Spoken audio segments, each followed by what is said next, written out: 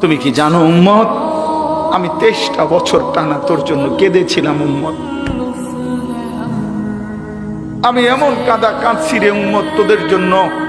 এশার নামাজের পরে দাঁড়াইছি, ফজরের আজান পর্যন্ত আমি আমার মালিকের কাছে তোদের জন্য, উম্মতের জন্য চোখের পানি ফেলে কাঁদছিলাম।